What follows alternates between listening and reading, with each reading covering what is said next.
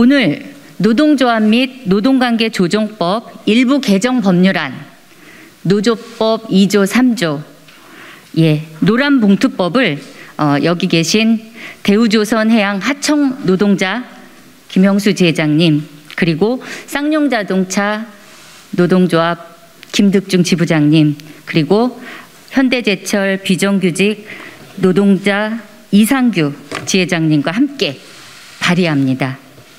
오늘 거제통영 고성 조선하청지의 김형수 지부장님이 함께하고 계십니다. 지난 여름 대우조선 해양 하청 노동자들이 조선사 하청 노조로는 사상 처음으로 쟁의권을 얻어 파업에 나섰습니다. 여야 의원님들의 관심과 배려로 교섭이 이뤄지고 파업은 중단됐지만 이번에도 변함없이 남은 것은 막대한 손배소입니다. 대우조선 해양 하청 노동자에게 470억 원의 손배소는 과연 무엇을 의미하겠습니까? 사실상 최저임금을 받는 노동자들로 구성된 하청 노동조합에게 470억 원은 노동조합의 존속을 위협합니다. 조합원 개인에 대한 손배소는 삶 그 자체를 파괴합니다. 대우조선 해양 하청 노조와 사측의 합의는 정부의 중재와 노사 양측의 결단으로 이루어졌습니다. 원청인 대우조선 해양은 산업은행 지분이 50%를 넘는 사실상 공기업으로 손배소 문제는 통치 차원의 문제였음에도 여타 민간 기업과 똑같이 거액의 손배소를 나선 것은 저는 규탄하지 않을 수 없습니다. 오늘 기자회견에는 금속노조 쌍용자동차 지부의 김득중 지부장님도 함께하고 계십니다. 지부장님. 네. 2009년 쟁의가 끝난 후 국가와 회사에 의해 제기된 손배소로 인해 노동자와 그 가족 수십 명이 목숨을 잃었고 우리 사회에 얼마나 큰 상처가 되었는지 잘 기억하고 계실 겁니다.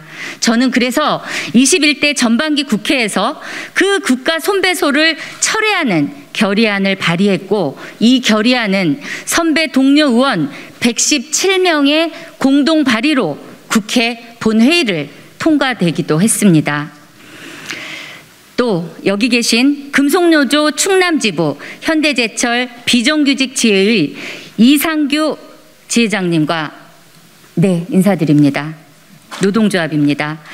현대제철 측이 총 246억 1천만 원의 손해배상을 청구한 상태입니다. 사용자인 현대제철은 2020년 대전지방고용노동청에게 불법 파견이 적발돼 과태료 119억 원이 부과된 바 있습니다. 하지만 직접 고용이라는 정당한 법 집행을 요구하는 비정규직 노동자의 쟁의에 현대제철 측은 손배소로 맞섰습니다.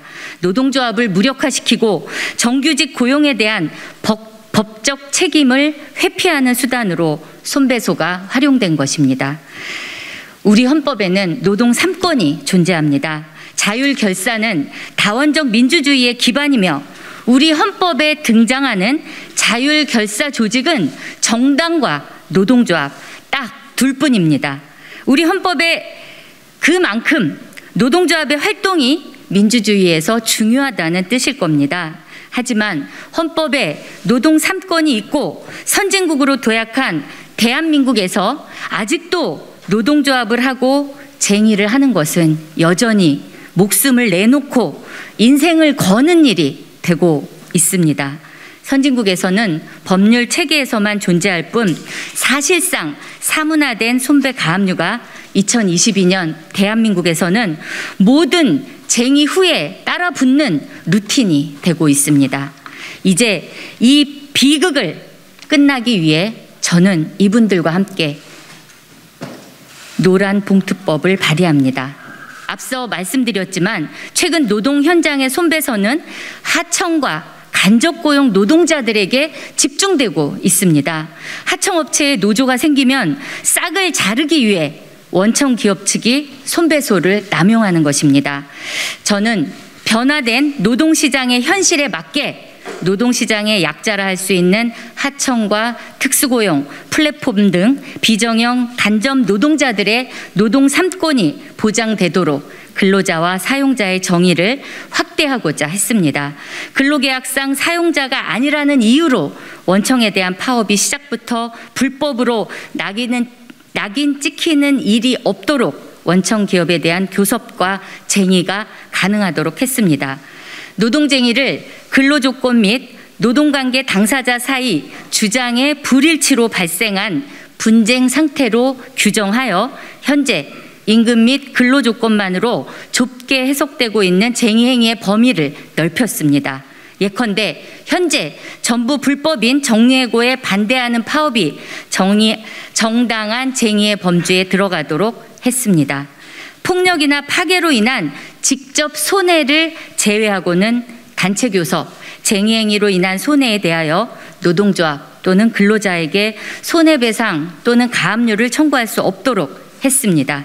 특히 쟁의행위가 노동조합에 의하여 계획된 것이라면 개별 근로자에게 손배와 가압류를 신청할 수 없도록 했습니다. 8월 무더위가 시작될 때 공동 발의 서명을 받기 시작한 법을 어제 제출했습니다. 다행히 그 사이 저의 법안 취지와 유사한 법안들이 동료 의원 여러분들에 의해 발의되기도 했습니다. 좋은 법안들로 지혜가 모아지고 이제는 수기와 결단의 시간이 온 것입니다. 이번 정기국회에서 반드시 노란봉투법을 통과시킵시다. 우리 대한민국은 산업화도 민주화도 성공시킨 나라입니다. 대한민국 민주주의가 한 단계 더 도약하기 위해서는 시민 결사에 대한 구시대적 강압과 금지의 굴레를 끝내야 합니다. 그래서 저는 노란봉투법은 단지 노동조합을 편들기 위한 법이 아니라 대한민국을 실질적 선진국으로 발돋움하게 만드는 법이 될 것이라 확신합니다. 정기국회에서 노란봉투법의 입법이 성공하도록 정의당은 이번 겨울을 옐로우 윈터로 만들겠다고 결의했습니다. 최선을 다하겠습니다. 그럼 오늘 이 자리에 함께 하신 먼저 대우조선 해양거통고지의 김영수 지회장님의 발언을 듣도록 하겠습니다. 반갑습니다. 거제통영고성 조선하청지회 지회장 김영수라고 합니다. 힘들고 더럽고 목숨 걸어야 하는 일들 대우조선 안에서 우리 비정규직 하청 노동자들이 도맡아 하고 있습니다. 우리는 2016년 당시 조선업 위기 상황에서 우리 하청 노동자들이 어떤 대우를 받았는지를 기억해야 됩니다. 우리 비정규직 하청 노동자들 대우조선 살리겠다고 일당 반납하고 상여금 반납하면서 대우조선 살리려고 노력했습니다. 그 이후에 대우조선의 방만한 경영과 비리들이 드러나면서 저희들 땅을 치고 후회했습니다. 저들의 방만한 경영이 우리의 삶을 무너뜨리고 있었구나라는 것을 알았을 때 우리는 노동조합을 만들었습니다.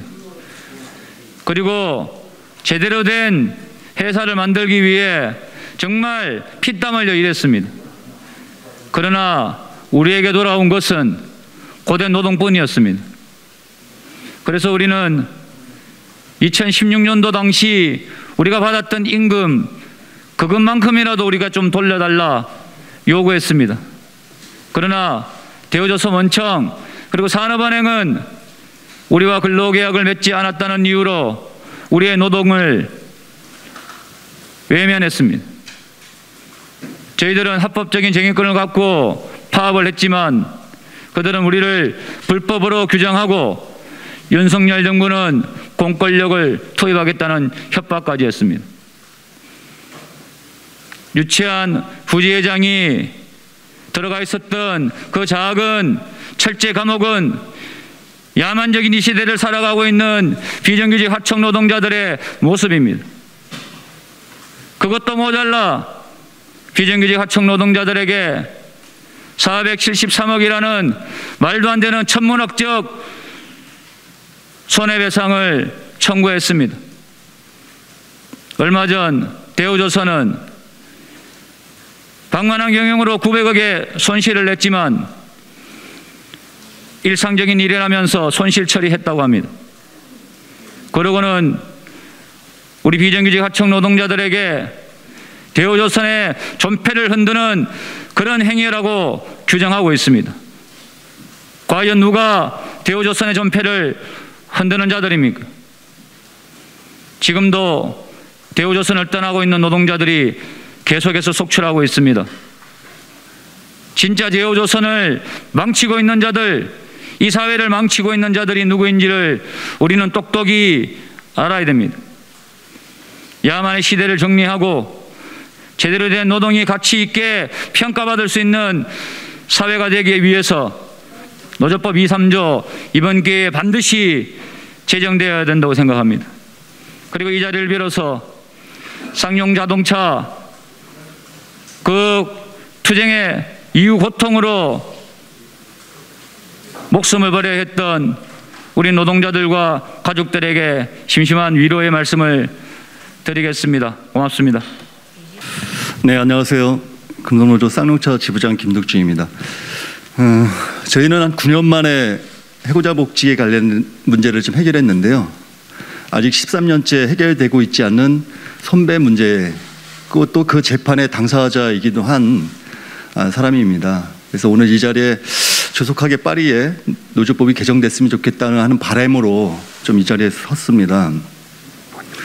13년이 지났고 너무 많은 시간이 좀 지났지만요. 2009년도 정규직 2,646명을 포함한 비정규직 3,000명의 정리해고에 맞섰던 쌍용차 파업이 불법으로 규정이 됐어요. 그 원인은 뭐냐면 경영권이라는 겁니다. 그 모든 헌법에 명확하게 적시되어 있고 찾아볼 수 없는 이 가상의 권위를 지키기 위해서 모든 헌법의 노동상권을 부정했던 결과죠. 돌아보면 저를 포함한 당시 지도부 한상균 지부장 3년, 저도 1년 이상, 그래서 100여 명이 넘게 형사처벌을 받았습니다. 그런데 여전히 풀리지 않고 있는 것은 쌍용차 노동자들과 노동자업이 지금 가해진 이 손해배상 문제는 13년째 피고로 남아서 지금 재판을 좀 받고 있거든요. 여러분이 기억하실지 모르겠지만 8년 전 노랑봉투 캠페인이라고 있었습니다. 용인에 사시는 배춘환 주부님이 쌍용차 1심에서 판결됐던 원금과 이자 47억을 갚아보자 해서 47,000원에 대한 노랑봉투 캠페인이 있었는데요. 8년 전입니다. 근데 8년이 지난 지금 현재 47억의 그 손배와 원금이 지금 현재 20%의 법정 지연이자가 붙어서 124억이 됐습니다. 그냥 고스란히 지금 남아서 저희가 재판을 받고 있죠. 또 하나는 다행히도 2018년도 저에게 폭력 진압을 했던 경찰청이 인권침해 사건 진상조사위원회 결과를 가지고 과도한 폭력 경찰 투입이었고 국가 폭력이었다는 것에 대해서 인정하고 사과를 했어요. 그래서 민감용 경찰청장한테 제가 직접 사과도 받았습니다. 그 결과 가지고 국가인권위에서도 또 옆에 이현주 의원님이 발의한 국회에서도 사실은 결정문 취하 결의서를 통과시켰죠. 그렇지만 지금도 여전히 저희는 피고로 남아서 지금 재판을 좀 진행 중에 있습니다. 많은 얘기를 좀 해왔는데 지금 최근에 저희들 당사자들이 13년 동안 재판을 대응하다 보니까 2009년도 진짜 그 지륵 같던 두렸던 그 경찰 특공대에 대한 진압 장면을 계속 복귀해야 되고 그것을 가지고 항변해야 되는 이 재판 과정에서 너무 심적으로 보다가 정신적으로 힘든 거예요. 그래서 저희가 13년 만에 올 봄에 당사자들 쌍용차 당사자 67명을 대상으로 해서 정신과 진료 치료를 좀 받기 시작했는데 일단 7월 말까지 24명이 외상후 스트레스 장애, 우울증 이런 진단서를 지금 현재 저희가 경찰청에 그리고 대법원에 제출한 상태입니다. 그 가정에 67명의 당사자들 중에 2명이 사실은 저희 곁을 떠났어요. 그래서 이분들의 사망 진단서도 저희가 제출했습니다. 어떤 답변은 받고 있지 못하지만 저희들 사항이 13년이 지났지만 이 손배 문제로 당사자들은 끊임없이 고통 속에서 벼랑 끝에 서 있다는 말씀, 그런 과정에서 이번 정기국회에서 많은 의원님들, 특히나 이현주 의원님이 대표 발의했고 또 56분이 서명해 주셨다는 이 내용에 대해서 대개 당사자들과 얘기를 나누면서 되게 좀 뭔가 희망을 가지고 이 자리에 좀 섰습니다. 그러니까 조속한 시일 내에 이 문제가 그냥 끝나는 것이 아니라 정말 저희들처럼 대우, 현대제철처럼의 많은 선배 사업자의 동지들이 정말 노동자에게 노동의 권리를 찾고 현장에서 일할 수 있도록 이번에 노조법이 꼭 개정됐으면 좋겠습니다. 고맙습니다. 네, 안녕하십니까. 저는 금속노조 충남지부 현대제철 비정규직 지회장 이상규입니다. 저는 당진에 있는 현대제철에서 하청 노동자로 일을 하고 있습니다. 저희가 작년 8월 23일부터 10월 14일까지 전면 파업을 진행을 하고, 그리고 원청인 현대제철의 통제센터를 점거 농성을 진행을 했었습니다. 그 사건으로 인해서 저희는 지금 246억 1천만 원의 손해배상 소송이 청구가 되어 있습니다. 오늘 그 46억 1천만 원에 대한 1차 변론기일이 진행이 됩니다. 하지만 저희가 7년 가까이 돼가는 근로자 지위 확인 소송은 또 연기가 되었습니다. 7년 가까이 저희가 하청 노동자로 일하면서 그 안에서 있었던 차별과 착취에 대해서 계속해서 국가기관에 계속 이의를 제기했고, 국가기관들 또한 그 차별에 대해서 인정을 하고 현대제철에게 시정 명령이나 그런 것들을 통해서 계속 개선할 것을 지도를 했었습니다. 그런데 작년 2월 달에 고용노동부에서 불법 파견이라는 것을 감독을 통해서 확인을 하고 749명에 대해 현대제철에게 직접 고용할 것을 명령을 했습니다. 그 사건 이후에 현대제철은 불법 파견을 은폐하기 위해서 자회사를 설립했고, 일방적으로 사내협력업체 14개 업체에 대해서 폐업 통보를 하였습니다. 그래서 저희가 투쟁에 들어가기 전에 계속해서 현대제철과 대화를 시도를 했었고, 고용노동부와 충남도청의 중재로 인해서 현대제철과 대화를 진행했지만, 현대제철은 계획했던 자회사 추진에 대해서 일방적으로 진행을 하겠다는 의사를 계속해서 표명을 했고, 저희는 합법적인 절차를 거쳐서 쟁의권을 확보한 이후에 파업을 진행을 하고, 저희의 요구를 관철시키기 위해서 실질적인 노동조건을 결정하는 현대제철의 통제센터를 평균적으로 점거를 진행을 했었습니다. 그래서 하청 노동자들이 헌법에서 정한 노동상권에 대해서 특히 적용을 받지 못하고 있습니다. 단결권이나 단체 교섭권, 단체 행동권이 지금 비정규직이 1,100만인 그런 시대에서 하청 노동자에게는 특히 적용이 되어지고 있지 않습니다. 이번에 고통고 투쟁을 통해서 하청 노동자들의 처지나 상황들이 사회적으로 이슈가 되었지만, 작년 저희가 투쟁했을 때도 이렇게 사회적으로 이슈가 되지 못했고, 저희는 당연스럽게 손배에 대해서 당연히 맞는 거구나 그렇게 생각을 할 수밖에 없었습니다. 그래서 이번 계기를 통해서 지금 현장 상황이 헌법에서 정한 권리를 보장받기 위해서는 법이 개정돼야 한다는 것은 다들 아실 겁니다. 그래서 이번에 정의당 이은주 의원께서 발의하신 노조법 2조와 노조법 3조 개정이 될 수 있도록 저희 현대제철 비정규직지회도 최선의 노력을 다할 것이고 꼭 개정되었으면 합니다. 이상입니다. 방금 저희 3명의 우리 당사자 노동자들의 발언을 들으셔서 이 노조법 2조 3조 개정이 왜 필요한지, 헌법에 보장된 노동자들의 기본권을 보장하는 것뿐만 아니라 한 개인의 삶을 파괴하는 현행 노조법 2조 3조가 제대로 개정되는 노란봉투법, 올 겨울에 정기국회에 반드시 통과될 수 있도록 시민 여러분과 기자님들 많은 관심, 보도 부탁드립니다.